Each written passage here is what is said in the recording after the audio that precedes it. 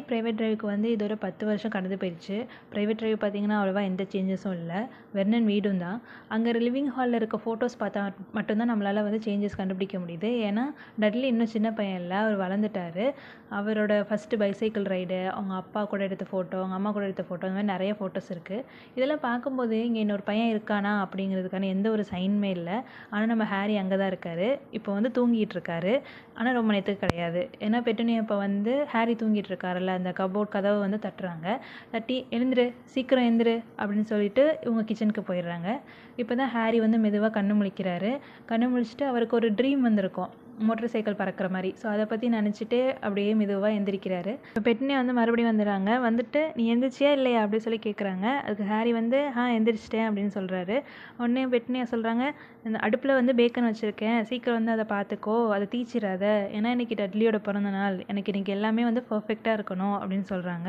உடனே ஹாரி வந்து அப்படிங்கிறாரு. உடனே பெட்னியா வந்து என்ன சொன்ன அப்படி சொல்லி கேட்குறாங்க. அதுக்கு ஹாரி வந்து இல்லை ஒன்றும் இல்லை அப்படின்னு சொல்கிறாரு. சீக்கிரம் வா அப்படின்னு சொல்லிட்டு அவங்க வந்து போயிடுறாங்க. இப்போ ஹாரி பார்த்தீங்கன்னா மெதுவாக பெட்லேருந்து எழுந்து அவரோட சாக்ஸ் தேடிட்டு இருக்காரு. அது பெட்டுக்கு அடியில் இருக்க போல். ஸோ அதை தேடி எடுக்கிறாரு. அதில் பார்த்தீங்கன்னா 2-3 ஸ்பைடர் வந்து ஒட்டி இருக்குது. ஹாரிக்கு அந்த ஸ்பைடர்லாம் பார்த்து பயமே இல்லை. ஏன்னா இவரோட அந்த கபோர்டு பார்த்தீங்கன்னா ஸ்டேஸ்க்கு அடியில் தான் இருக்கும். அங்கே நிறைய ஸ்பைடர் அங்கங்கே தொங்கிட்டு இருக்கும். இது கூடயே வளர்ந்ததுனால அவருக்கு அதை பற்றிலாம் பயம் இல்லை. ஸோ அதை அப்படியே தட்டி விட்டுட்டு அவர் படகு சாக்ஸ் மாட்டிக்கிட்டு கிச்சன் வராரு. இப்போ ஹாரி பார்த்தீங்கன்னா கிச்சனுக்குள்ளே வராரு. அங்கே பார்த்தீங்கன்னா ஒரு டேபிள் ஃபுல்லாக ப்ரெசன்ஸாக இருக்குது. அதில் அந்த டேபிளே வந்து தெரியலை, அந்தளவுக்கு நிறைய ப்ரெசன்ஸு. ஸோ அதில் சிலது வந்து கெஸ் பண்ண முடியுது. இது வந்து கம்ப்யூட்டர், இது வந்து ரேசிங் பைக் அப்படின்னு சொல்லிட்டு. ஹாரிக்கு ஒன்று மட்டும் புரியல, டட்லி எதுக்காக வந்து ரேசிங் பைக் கேட்டாருன்னு. ஏன்னா டட்லி வந்து நல்லா ஜப்பியாக இருப்பார், அவருக்கு எக்ஸசைஸே பிடிக்காது. அது மட்டும் இல்லாமல் யாரையாவது அடிக்கணும்னா வேணால் அடிப்பார். அவரோட ஃபேவரட் பஞ்சிங் பேக்கே பார்த்தீங்கன்னா ஹாரி தான். ஆனால் ஹாரி வந்து டட்லிட்டேருந்து ஈஸியாக எஸ் ஆயிடுவார். நம்ம ஹாரியை பற்றி சொல்லணும்னா அவர் ரொம்ப தின்னாக இருப்பார். அவர் போட்டிருக்க ட்ரெஸ் எல்லாமே வந்து லூஸாக தான் இருக்கும். ஏன்னா அவருக்கு வந்து டட்லியோட பழைய ட்ரெஸ் தான் கொடுத்துருப்பாங்க, அவருக்குன்னு எதுவும் வாங்கி தந்திருக்க மாட்டாங்க. அது மட்டும் இல்லாமல் இவர் கிளாஸ் வேறு போட்டிருப்பாரா, அதை வந்து இந்த டட்லி பஞ்ச் பண்ணியே உடச்சி விட்ருப்பாரு. அதையும் டேப் தான் போட்டு சுற்றி வச்சுருப்பாரு. இவருக்குன்னு பார்த்தீங்கன்னா இங்கே அவ்வளோவா எதுவும் வாங்கி தர மாட்டாங்க. ஹாரி பார்த்தீங்கன்னா அவரோட ஸ்காரை கொஞ்சம் அட்மைட் பண்ணுவார். அது பார்த்தீங்கன்னா லைட்னிங் ஷேப்பில் இருக்குல்ல, அதனால அதை பற்றி பெட்டுனியா கிட்ட வந்து கேட்டிருப்பாரு. ஆனால் பெட்டுனியா சொல்லிடுவாங்க, கார் கிராஷில் வந்து உங்கள் அம்மா அப்பா வந்து இறந்துட்டாங்க, ஸோ அப்போ தான் வந்து உனக்கு இந்த ஸ்கார் கிடச்சிச்சு அப்படின்னு சொல்லிடுவாங்க. அது மட்டும் இல்லாமல் அதை பற்றி இனிமேல் எந்த கொஸ்டினுமே இந்த வீட்டில் கேட்கக்கூடாதுன்னு சொல்லிடுவாங்க. இப்போ ஹாரி பார்த்தீங்கன்னா பேக்கன் இருக்குல்ல, அதை வந்து ஃப்ரை பண்ணிகிட்ருக்காரு. இப்போ தான் வெர்னன் கிச்சனுக்குள்ளே வராரு. ஹாரியை பார்த்துட்டு தலையை சரி பண்ணு அப்படின்னு சொல்லிட்டு அவர் பாட்டுக்கு நியூஸ் பேப்பர் எடுத்து வச்சு படிக்க போயிடுறாரு. இப்போ ஹாரி வந்து எக் ஃப்ரை பண்ணலாம் அப்படின்னு சொல்லிட்டு பண்ணிகிட்ருக்காரு. அப்போ பெட்டுனியா வந்து டட்லியை கூட்டிகிட்டு கிச்சனுக்குள்ளே வராங்க. டட்லி அங்கே இருக்க ப்ரெசன்ஸை பார்த்ததும் அதை கவுண்ட் பண்ண போயிடுறான். இப்போ ஹாரி வந்து பொரிச்சு வச்ச முட்டை, அப்புறம் வந்து பேக்கன், இது எல்லாத்தையும் வந்து டைனிங் டேபிளில் வைக்கிறாரு சாப்பிட்றதுக்காக. டட்லி வந்து அதை எண்ணிட்டு இருந்தான்ல கிஃப்ட்லாம், அப்படியே எண்ணிட்டு இருக்கும்போதே அவன் மூஞ்சி வந்து டக்குன்னு டல்லாகிடுது.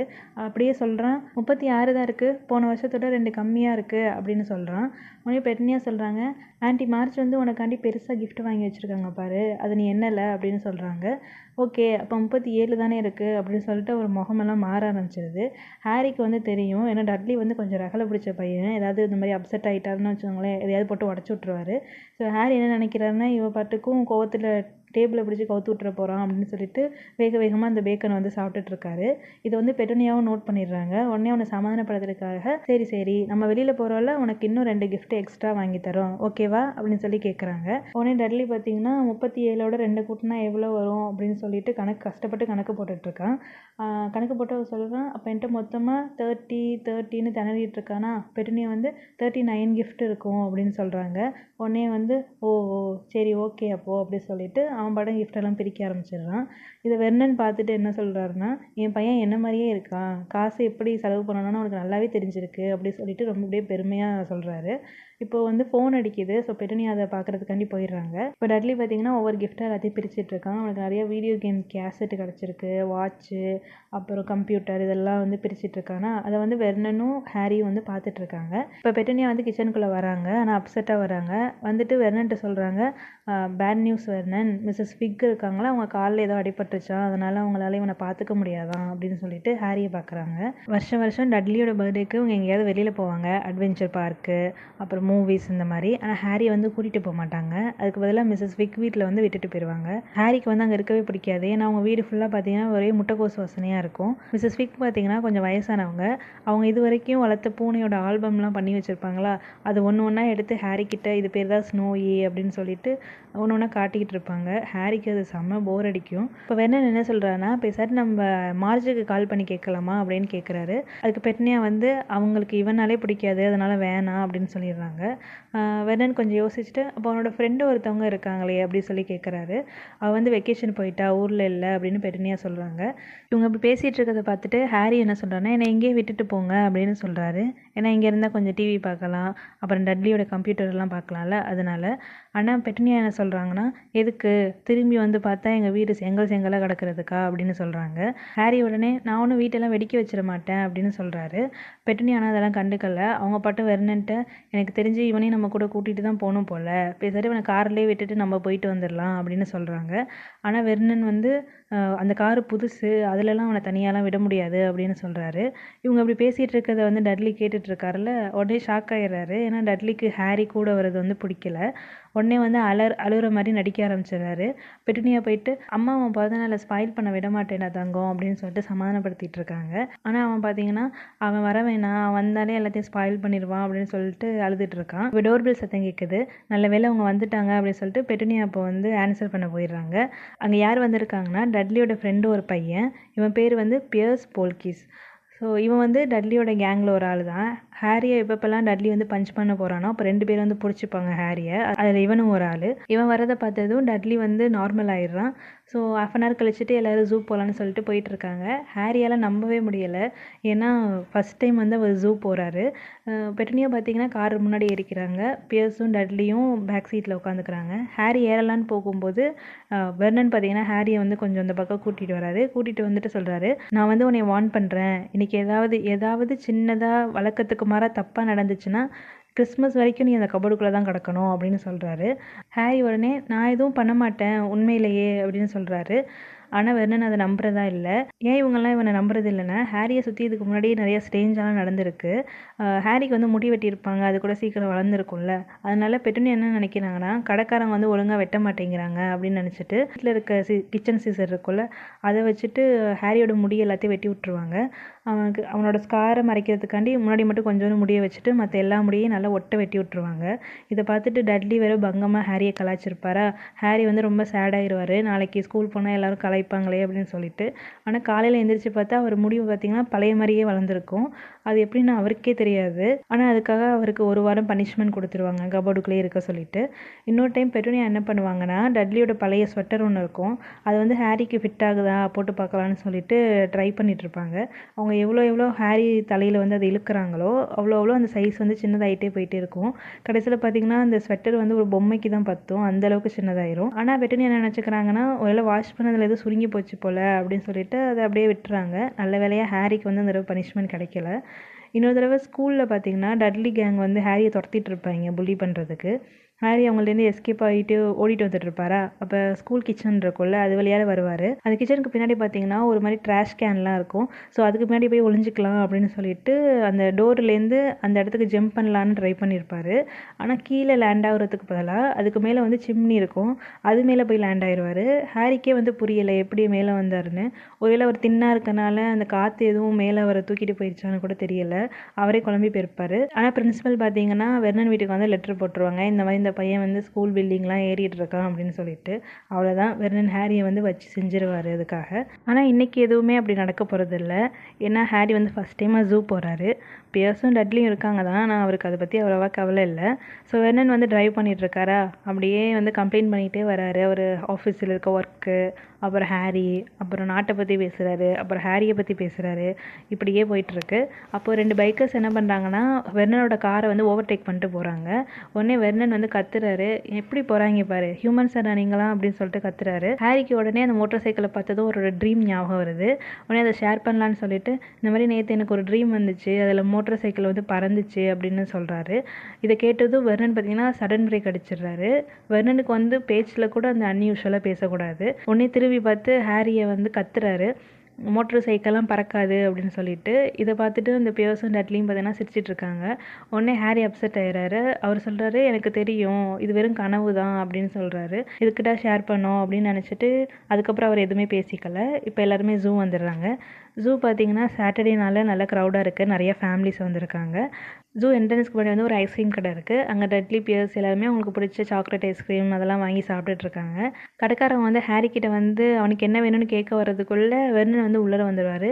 வந்துட்டு அங்கே இருக்கிறதுலையே ரொம்ப விலை கம்மியான ஒரு குச்சி ஐஸை வந்து வாங்கி தருவார். அது லெமன் ஃப்ளேவரு. ஹாரி அதை சாப்பிட்டு பார்ப்பாரு. ரொம்ப மோசமாலாம் இல்லை. ஸோ எல்லாம் இதெல்லாம் சாப்பிட்டுட்டே அப்படியே ஜூக்குள்ளே போகிறாங்க. அப்படியே ஒன்று ஒன்றா பார்த்துட்ருக்காங்க. ஹாரி வந்து ஒரு கொரில்லாவை பார்க்குறாரு. பார்த்துட்டு அதை பார்க்கும்போது டட்லி மாதிரியே இருக்குது, என்ன முடி கலர் மட்டும்தான் டிஃப்ரெண்ட்டாக இருக்குது அப்படின்னு நினச்சிக்கிறாரு. ஸோ அப்படியே சுற்றி பார்த்துட்டு இருக்கும்போது ஹாரி வந்து அந்த பியர்ஸும் டட்லியும் இருக்காங்களே அவங்களுக்கு விட்டு கொஞ்சம் தள்ளி தான் நடந்து வந்துட்டுருக்காரு. ஏன்னா அவங்களுக்கு போர் அடிச்சிருச்சுன்னு ஹாரியை போட்டு அடிக்க ஆரம்பிச்சிட்டாங்கன்னா அதனால கொஞ்சம் தள்ளியே தான் நடந்து வந்துட்டுருக்காரு.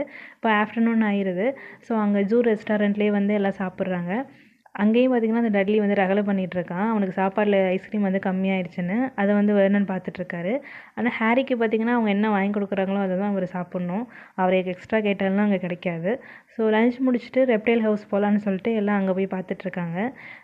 அங்கே பார்த்தீங்கன்னா நிறைய லிசார்டு, அப்புறம் டிஃப்ரெண்ட் டைப்ஸ் ஆஃப் ஸ்னேக் எல்லாமே இருக்குது அங்கே.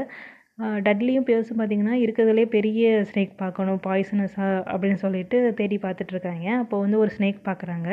அது எவ்வளோ பெருசு இருக்குன்னா அது வெர்னனோட காரை 2 தடவை சுற்றி இருக்குனுச்சுன்னா அவர் காரே வந்து நொறுங்கி போயிடும். அந்தளவுக்கு பெரிய ஸ்னேக் ஒன்று அங்கே இருக்குது.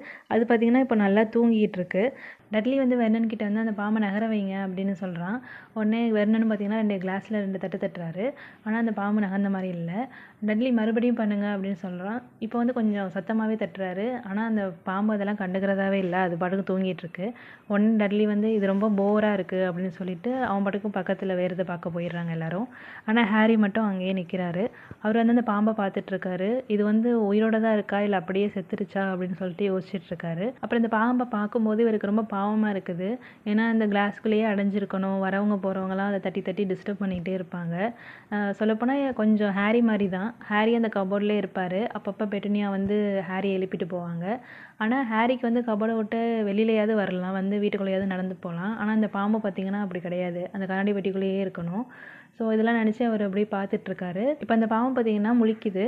கண்ணை முழிச்சிட்டு அப்படியே அது தலையை தூக்குது. தூக்கி ஹாரியை பார்க்குது. பார்த்துட்டு கண்ணை காட்டுது. ஹாரி உடனே ஷாக் ஆகிடுறாரு. ஷாக் ஆகிட்டு சுற்றி முற்றி பார்க்குறாரு, யாராவது பார்க்குறாங்கன்னு. யாருமே அதை வந்து நோட் பண்ணல. உடனே இவரும் வந்து கண்ணை காட்டுறாரு. பாம்பு பார்த்திங்கன்னா டஸ்லி ஃபேமிலி அந்த பக்கம் நின்றுட்டுருக்காங்களே அவங்கள பார்த்துட்டு இது எனக்கு எப்போயுமே நடக்கிறது தான் அப்படின்னு சொல்லிட்டு ஹாரிகிட்ட சொல்லுது. ஹாரியும் எனக்கு தெரியுது, ஆனால் ரொம்ப கடுப்பாக இருக்கும்ல அப்படின்னு கேட்குறாரு. உடனே பாம்பும் வந்து ஆமான்னு சொல்லிட்டு தலையாட்டுது. ஹாரி கேட்குறாரு, நீ எங்கேருந்து வந்திருக்க அப்படின்னு சொல்லி கேட்குறாரு. அதுக்கு அந்த பாம்பு என்ன பண்ணுதுன்னா அது ஒவ்வொரு கிளாஸ் பாக்ஸ்க்கு முன்னாடி வந்து ஒரு போர்டு வச்சுருப்பாங்க, இது என்ன வகையான அனிமல் அப்படின்னு சொல்லிட்டு. ஸோ அதை படிக்க சொல்லி அது வாளால் அப்படி காட்டுது. உடனே ஹாரி வந்து அது படிக்கிறாரு. இந்த பாம்பு பார்த்திங்கன்னா போவா கன்ஸ்ட்ரிக்டர்னு ஒரு வகையான பாம்பு. இது வந்து பிரேசிலில் இருக்கும். உடனே ஹாரி கேட்குறாரு, அங்கே நல்லா இருக்குமா அப்படின்னு. ஆனால் அந்த பாம்பு பார்த்திங்கன்னா திருப்பி படிக்க சொல்லுது. அது என்ன போட்டிருக்குன்னா இந்த பாம்பு வந்து ஜூவில் தான் ப்ரீட் பண்ணாங்க அப்படின்னு சொல்லி போட்டிருக்கு. உடனே ஹாரியும் ஓ நீ அங்கே போனதே இல்லையா அப்படின்னு சொல்லி கேட்குறாரு. ஸோ இவங்க இப்படி பேசிகிட்டு இருக்கிறத வந்து இந்த பியர்ஸ் பார்த்துடுறான். பார்த்துட்டு உடனே டட்லி, மிஸ்டர் டஸ்லி இங்கே வந்து பாருங்கள், இந்த பாம்பு என்ன பண்ணுதுன்னு சொன்னால் நீங்கள் நம்பவே மாட்டீங்க அப்படின்னு சொல்லிட்டு அவனும் டட்லியும் பார்த்திங்கன்னா ஒடியாடுறாங்க. ஓடி வரும்போது நம்ம ஹாரி நின்றுட்டுருக்காரா, ஹாரியை பிடிச்சி கீழே தள்ளி விட்டுறாங்க. தள்ளி விட்டுட்டு இவங்க கிளாஸில் வந்து மூஞ்ச வச்சு அந்த பாம்பை பார்த்துட்ருக்காங்க. இப்போ திடீர்னு என்ன ஆகுதுன்னா அங்கே கிளாஸ் இருந்ததில் விசிட்டர்ஸ்க்கும் அந்த பாம்புக்கும் இடையில அது பார்த்திங்கன்னா டக்குன்னு மறைஞ்சு போயிடுது. இந்த பாம்பு இதான் சான்ஸு அப்படின்னு சொல்லிட்டு அந்த பாக்ஸை விட்டு அப்படியே வெளியில் வருது. வெளில வரும்போது சொல்லிட்டே வருது, பிரேசில் நான் வந்துக்கிட்டே இருக்கேன், தேங்க்ஸ் அமிங்கோ அப்படின்னு சொல்லிட்டு அது பாட்டுக்கும் ரெப்டைல் ஹவுஸை விட்டு வெளில போகுது. அங்கே இருக்கவங்களாம் அதை பார்த்துட்டு அலறி அடிச்சுட்டு ஓட ஆரம்பிச்சிடுறாங்க. அங்கே இருக்க ஜூ கீப்பர்லாம் வந்துடுறாங்க. வந்துட்டு இங்கே கண்ணாடி இருந்துச்சு, அது எங்கே காணா போச்சு அப்படின்னு சொல்லிட்டு அவங்களே குழம்பி போயிடுறாங்க. அப்புறம் ஜூ டேரக்டர்லாம் வந்து டஸ்லி ஃபேமிலி அழைச்சிட்டு போய் அவங்களுக்கு டீலாம் வாங்கி கொடுக்குறாங்க. இந்த பியர்ஸும் டட்லியும் பார்த்திங்கன்னா அப்படியே பயத்தில் வந்து பேசிட்டு கூட வரல, அந்தளவுக்கு அப்படி உட்காந்துருக்காங்க. ஆனால் ஹாரி பார்த்துருப்பாரு, அந்த பாம்பு எதுவுமே பண்ணியிருக்காது. அது பாட்டுக்கும் கிளாஸ் பாக்ஸ்லேருந்து வெளியில் வந்துட்டு டட்லிகிட்ட மட்டும் அப்படியே கடிக்கிற மாதிரி சும்மா விளையாட்டு காட்டிட்டு அது பாட்டுக்கு ரெப்டைல் ஹவுஸை விட்டு வெளில தான் போயிருக்கோம். இப்போ எல்லாருமே வந்து காருக்கு திருப்பி வந்துட்டாங்க வீட்டுக்கு போகிறதுக்காக. இந்த டட்லியும் பியர்ஸும் பார்த்தீங்கன்னா கதை கதையாக அளந்துட்டுருக்காங்க. டட்லி சொல்கிறான், அந்த பாம்பு என்னை அப்படியே கடிக்க வந்துச்சு தெரியுமா அப்படின்னு சொல்லிட்டு அவன் சொல்கிறான். இந்த பியர்ஸ் பார்த்தீங்கன்னா அவனை விட மோசம். அவன் என்ன சொல்கிறான்னா, அந்த பாம்பு அவனை அப்படியே முறுக்கி சாகிற அளவுக்கு பண்ணிடுச்சான் அப்படின்னு சொல்லி உருட்டிகிட்டு இருக்கான். அதோட நிற்காம அவன் ஹாரியை பார்த்துட்டு, ஹாரி நீ அதோட பேசிகிட்டு இருந்தேன் தானே அப்படின்னு சொல்லிடுறான். அவ்வளோதான். வெர்னன் பார்த்தீங்கன்னா செம கோவமாயிடுறாரு. இப்போ வீட்டுக்கு வந்துடுறாங்க. பியர்ஸ் போகிற வரைக்கும் வெர்னன் அமைதியாக தான் இருக்கார். பியர்ஸ் போனதுக்கப்புறம் வெர்னன் பார்த்தீங்கன்னா செம கோவமாக இருக்கார். அவர் பேச்சே வர மாட்டேங்குது. அவர் ஹாரிட்ட வந்து போ கபோர்டுக்குள்ளே கடை, இன்னைக்கு உனக்கு சாப்பாடே கிடையாது அப்படின்னு சொல்லிடுறாரு. சொல்லிவிட்டு அவர் பாட்டுக்கு சோஃபாவில் உட்காராரு. பெட்டூனியா பார்த்தீங்கன்னா அவருக்கு ட்ரிங்க்ஸ்லாம் ஊற்றி கொடுக்குறாங்க சமாதானப்படுத்த. இப்போ ஹாரி பார்த்தீங்கன்னா கபோர்டுக்குள்ளே படுத்து கிடக்காரு. இப்போ என்ன டைம் ஆகுதுன்னு கூட தெரியல. டஸ்லிஸ் வந்து தூங்க போயிட்டாங்கன்னா கூட கிச்சன் போய் ஏதாவது ஃபுட் எடுத்து சாப்பிட்லாம் அப்படின்னு சொல்லி யோசிச்சுட்டு இருக்காரு. ஹாரி பார்த்தீங்கன்னா பேபிலேருந்து 10 வருஷமாக இந்த கொடுமையான வாழ்க்கையில் தான் இருக்கார். உங்கள் அம்மா அப்பா வந்து கார் கிராஷில் இறந்து போனதாக சொல்லியிருப்பாங்க. ஆனால் இவர் யோசிச்சு பார்ப்பாரு, காரில் இருந்த மாதிரி எந்த ஒரு ஞாபகமே இருக்காது. அதுக்கு பதிலாக க்ரீன் கலரில் ஒரு வெளிச்சம் மட்டும்தான் ஞாபகத்துக்கு வரும். கார் கிராஷ்னால் எங்கேருந்து இந்த க்ரீன் கலர் வெளிச்சம் வந்துச்சுன்னு அவருக்கே புரியலை.